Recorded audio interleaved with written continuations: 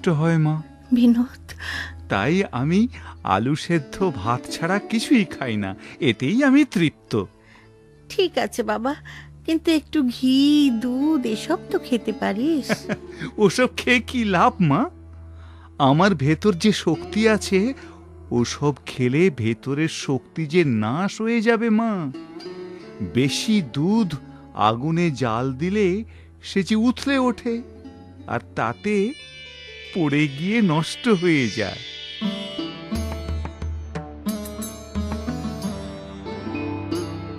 বিনোদ নিয়মিত শরীরচর্চা করতেন, আর 1.5 মণ ওজনের 2টি মুগুর তিনি 2500 বার ঘোরাতেন। এছাড়াও দিনে 2 থেকে 3000 বার বুক ডন দিতেন। বিনোদের ভেতরে অসীম শক্তি। একদিন বর্ষণমুখর ভোরে বিনোদ এসছেন নদীতে স্নান করতে। স্নানের পর তিনি অনুভব করলেন এই বৃষ্টিতে একটি ছাতার প্রয়োজন, কিন্তু ছাতা তিনি আনেননি। তিনি দূরে একটি বিরাট নৌকো দেখতে পেলেন। ওই বিরাট নৌকোকে অবলীলাক্রমে ছাতার মতো মাথায় তুলে নিলেন। পাড়ের গ্রামবাসীরা এই দৃশ্য দেখে হতবাক।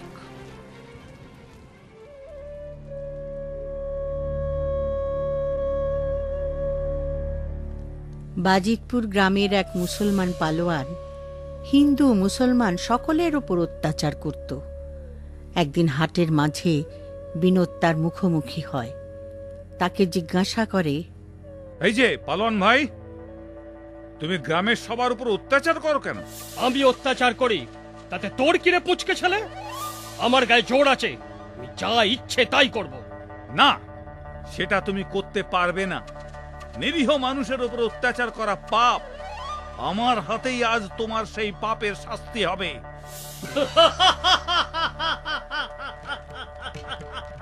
সেই হাসির সমুচিত জবাব দেয় বিনোদ। মাঝ রাস্তায় পালোয়ানের পা দুটি ধরে 3 পাক ঘুরিয়ে রাস্তার উপর ছুঁড়ে ফেলে দেয়।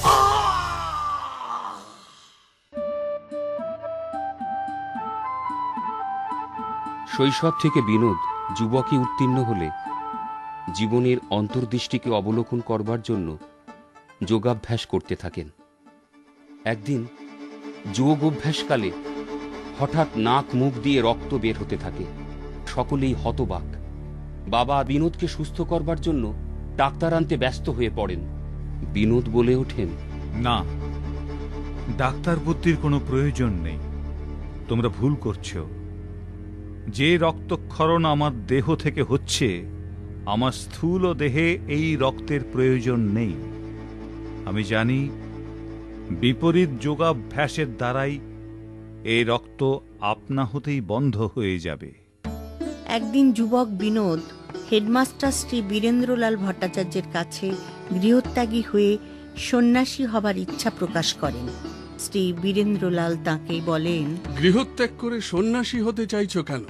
মাস্টারমশাই, সন্ন্যাসী না হলে আমি দেশ, জাতি ও যুব সমাজকে রক্ষা করতে পারবো না। তার জন্য সঠিক গুরুর প্রয়োজন। আমি যে বিশ্বাস করি আমার মাঝেই আমার গুরুর অবস্থান। যে গুরু তোমার অন্তরে আছেন, তিনি যে তোমায় দীক্ষা দিতে পারবেন না। দীক্ষিত না হলে আধ্যাত্মিক জীবনের পূর্ণতা আসে না। কে কে আমায় দীক্ষা দেবেন? আমি কার কাছে যাব? তোমাকে আমি গোরক্ষপুরের যোগীরাজ বাবা গম্ভীরনাথজির কাছে নিয়ে যাব। তিনিই তোমায় দীক্ষা দেবেন। আপনার কথাই শিরোধার্য। যোগীরাজ বাবা গম্ভীরনাথজির কাছেই দীক্ষা নেব। 1913 সালে মহা অষ্টমীর দিন বিনোদকে নিয়ে যোগীরাজ বাবা গম্ভীরনাথজির নিকট উপস্থিত হলেন। বাবা তখন বললেন, মাস্টার, এ তুমি কাকে নিয়ে এসেছো?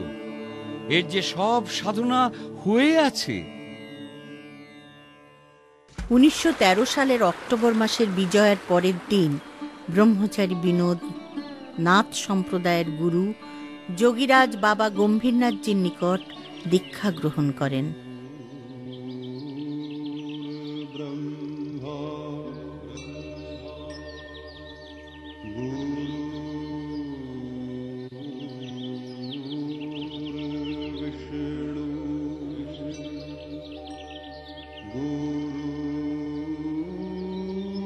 ব্রহ্মচারী বিনোদ গোরক্ষপুরে দীক্ষা নেবার পর গভীর ধ্যানে ডুবে যান।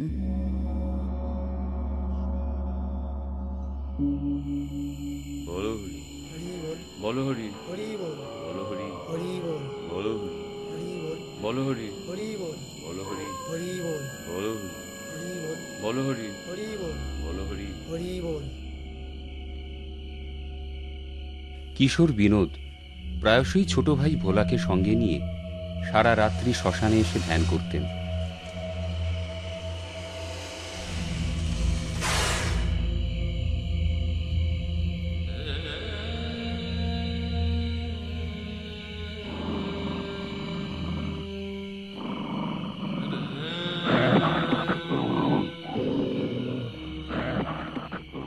ভোলাকে তিনি বলতেন, এই মহাশ্মশানে যে তোকে নিয়ে আসি, তোর ভয় করে না তো? ভয়? ভয় কেন করবে? আমি যে তোমার ভাই। আমি তোকে কেন আনি জানিস? শ্মশানের রাস্তা দিয়ে লোকজন যারা যায়, তারা যদি আমাকে দেখে ভয় পায়। ঠিক বলেছ দাদা, আমি সারা রাত ধরে জেগে পাহারা দেব।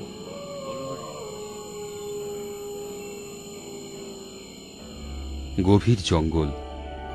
ব্রহ্মচারী বিনোদ কঠোর সাধনায় মগ্ন। চারিদিক এক জ্যোতি আলোকে পরিপূর্ণ।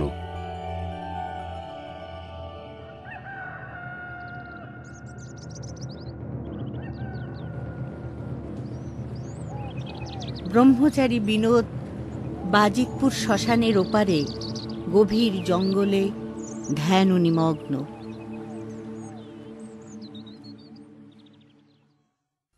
1916 খ্রিস্টাব্দের মাঘী পূর্ণিমার রাতে এক কদম্ব বৃক্ষতলে মানব সেবার মূর্ত প্রতীক ব্রহ্মচারী বিনোদ সিদ্ধি লাভ করেন।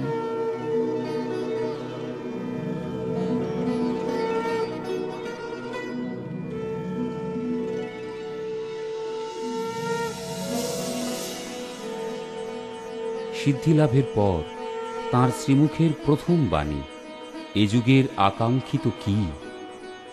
মহাজাগরণ, মহাসমন্বয়, মহামিলন, মহামুক্তি। দেখতে দেখতে বিনোদ তার পাশে বহু অনুগামী পেয়ে গেলেন। তাদের মাঝে বিলিয়ে দিলেন ঈশ্বর চিন্তা, আর মগ্ন হয়ে থাকতেন কীর্তন গানে।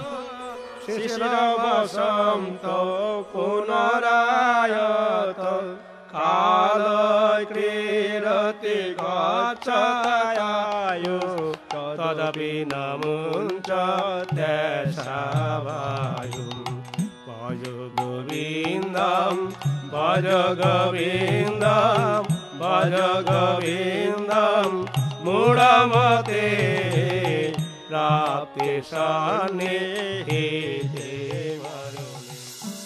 বিভিন্ন গ্রাম থেকে বহু তরুণ তরুণী বিনোদ ব্রহ্মচারীর কাছে আসতেন।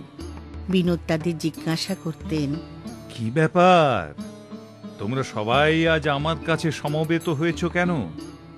ব্রহ্মচারী, আমরা আপনার কাছে জীবন গঠন, চরিত্র গঠন সম্পর্কে জানতে চাই। আপনি বলুন। অবশ্যই বলবো। দেখো, তোমরা তোমাদের প্রতিবেশী গরিব দুঃখীদের যতদূর পারো সাহায্য করবে। কত দুস্থ পরিবার আছে যারা দিনান্তে একবেলা খেতে পায় না। অসুখ হলে ঔষধপথ্য দূরের কথা, সেবা শুশ্রূষা পর্যন্ত পায় না। তোমরা চেষ্টা করলে এদের দুঃখ কষ্ট অনেকখানি লাঘব করতে পারো। পড়াশুনোর সঙ্গে সঙ্গে এখন হতেই তোমরা একটু একটু করে পরোপকার অভ্যাস করো, আর চরিত্র গঠনের দিকে খুব বেশি মনোযোগ দিতে হবে। চরিত্রই মানুষের প্রধান সম্বল। চরিত্র বলই মানুষের প্রকৃত বল। চরিত্র বলের অভাব ঘটলেই মানুষের অন্তরে